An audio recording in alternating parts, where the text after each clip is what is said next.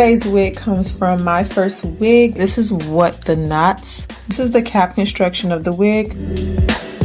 So the one thing I love about this wig is it's already pre-cut, pre-styled into layers. So all I have to do really is just install it.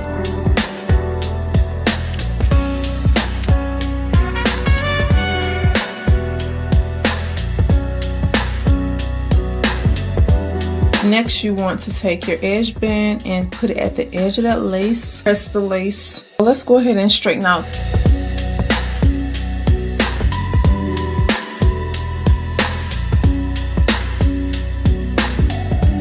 Look at that.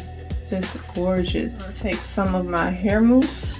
And I like to do this with a holding mousse to lay down the flyaways. This wig does have a bit of flyaways. Alright, so look at this hairline. It is melted. It is laid. It's flat. Looks so good. Here is the finished results. This wig was so easy to style. Straight out the box, it was just like easy.